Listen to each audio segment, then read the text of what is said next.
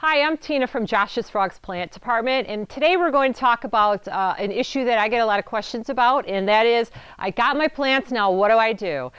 I want to show you how to take care of your plants if you're not ready to put them in your vivarium quite yet, or you're not ready to plant them and you need to hold them for a little while. So what I have here is I have a little delivery to myself, and I put these plants in here about 3 days ago because I want to show you how your plants may look after they've gone through the mail system for a couple of days, and I want to make sure that I give you the tools that you need to handle your plants and that ours will look the same. Now here, this is how your plants will come wrapped. The name will be on the sticker, so carefully unwrap them, and you might want to cut around the name on the sticker or write down the name so you know what plants you have in the future, and then start unrolling them. Now the first thing I'm unrolling is a bromeliad. Bromeliads are epiphytes. If you order a vivarium kit or some type of a kit for your viv, you're more than likely going to get bromeliads with them. Bromeliads will come to you, most likely they will not have the roots wrapped. They do not need to grow in soil. Bromeliads are epiphytes, which means that they don't need soil to grow in. So there's not too much care for the bromeliad. You want to get yourself a Tupperware container or a cup or something that you can set your plants upright in for a few days until you're ready to plant them out. So I'm going to take this Rubbermaid container and Ziploc container, I guess it is, and I'm going to set my bromeliad in it upright, and no need to worry about wetting the root or anything like that. We'll water it when we're done with the rest of them. And the next one I'm going to do is a tropical plant, Peperomia cupid. We're going to unroll it carefully.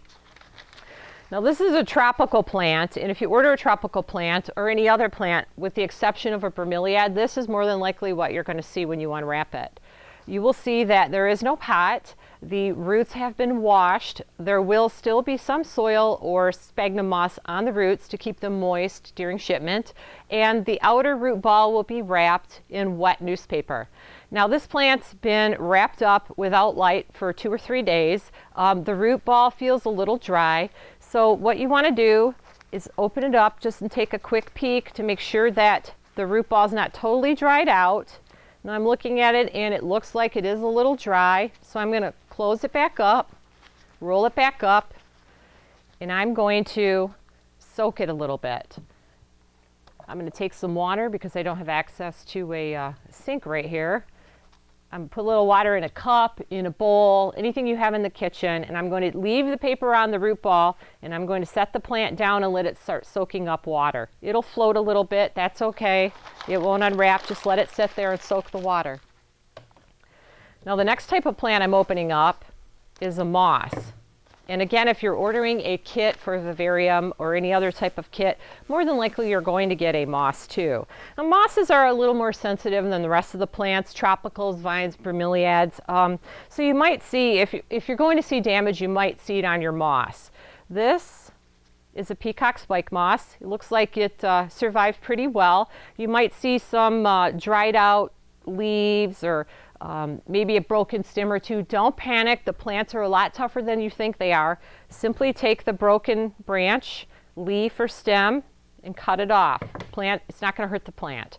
Now this looks pretty good, but the root ball, I can already tell, feels kind of dry. So I'm going to put this in the water next to the cupid, and we're going to let that soak for a little bit. Now we have one last plant. This is a vine. I have a creeping Jenny here. I'm going to open it up. And the same thing again, you might see a little wilting. It's only normal because the plant has been wrapped up in the dark. We don't know where the box has been really. It's been in shipment. It could have been exposed to heat, excessive cold. So, you know, the plant might show a little wear, but putting it in the water and soaking it for about, I'd say an hour or two, you should start seeing the plant if it's dehydrated, rehydrating. This one looks a little bit dehydrated, which is probably to be expected. It's been through a lot over the last few days. So we're going to put this in the water and let this soak next to the other plants. Now after your plants have soaked, I would give them about an hour, 2 hours. Make sure the root ball is really wet. Take your disposable container or a bowl or a cup, something that you have laying around. And we're going to pretend that these have been soaking for 2 hours, and we're just going to set them upright in your container, just like that. The root balls and newspaper should be good and wet. Since you gave them a nice drink, we're going to put them just like that. And then I'm going to put the bromeliad back in here.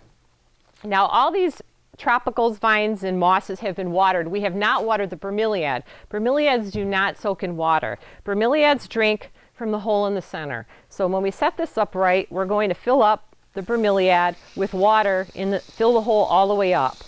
Give it a really good fill. And that's how bromeliads take their water in. So now we're set. I'm probably not going to want to plant my Viv for a week. That's a big question that I get. What do I do with the plants? This is what you do with the plants. Keep them in here, keep the root balls wet, keep them upright. Do not put them in direct sunlight. Keep them in a warm place and in direct light.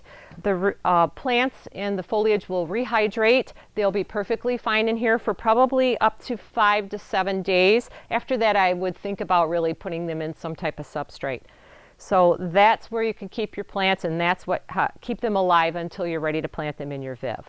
If you have any questions or need any help, please feel free to call us or visit our website. We have a lot of self-help tutorials where you can find the answers to your questions.